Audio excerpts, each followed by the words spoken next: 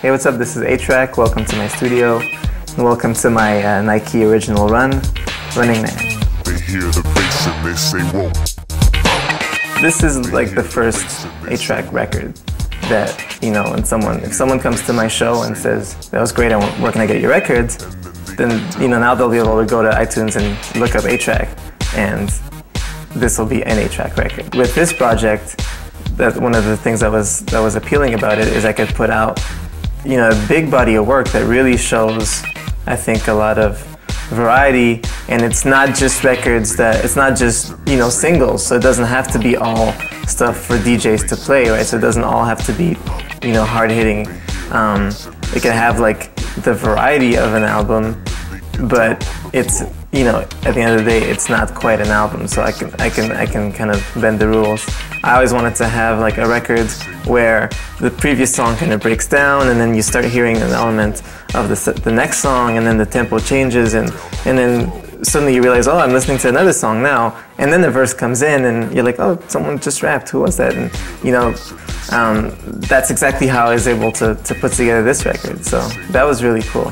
When I play a DJ set, it's all about like building a soundscape for people's energy to build up and then get to a crazy level, and you break it down, and then you know, like if I'm making a track, it's, you know, you're not gonna hear a 30-second segment where nothing changes, because yeah, I you know, like I'm thinking about the DJ who's mixing it with another record, and he's gonna want there to be breakdowns and abrupt changes and things that will make the crowd go like, ah, whatever.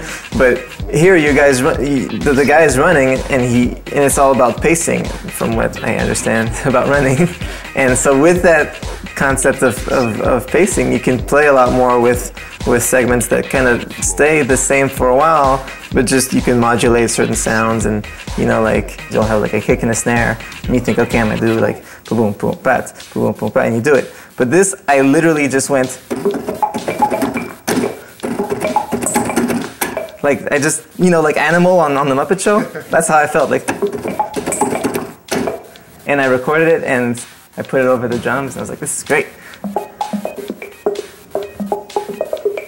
That's how that came together. And so the whole concept of making a 45-minute piece and the way you pace it, a lot of that was just in my head until I was able to, you know, make this session here where everything is actually side by side. Everything is automated. All the volumes, these little lines are volume automations. And you know, not all of my songs have this, but in this case, you know, every element is, you know, this is going up a little bit, this is going up, this is going down. That's how the whole track is constructed. There's all these elements that kind of come in subtly and come back down. And I like to mix textures between sounds that are synthesized and sounds that are warmer and like gritty. So in this track, you know, the bass line is a, you know, straight synthesizer sound. They hear the bass and they say whoa. They hear the bass and they say whoa.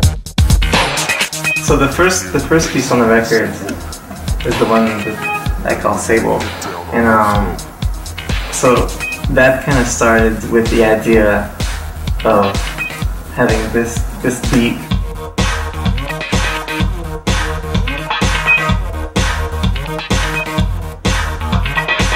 They hear the bass and they say whoa.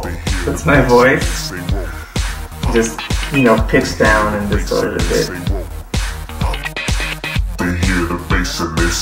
This is really, like, again, one of these records that was a new experience for me in terms of sequencing and arrangement, because again, it was really about letting certain elements of the track kind of seep in and flow gradually, have the intensity kind of subtly grow, rather than making obvious changes like I would in a club record. It's not too dirty, but it's not too clean. It's dirty mixed with clean. It's kind of one of the things one of the running themes, no pun intended, that you find in all of my tracks. And I think that's from you know, coming from hip hop. Like, even if I make an electro song, the bass line will be electro, but my drum sounds will be sampled from some old record where you still hear the static on them. And that's what I like to juxtapose.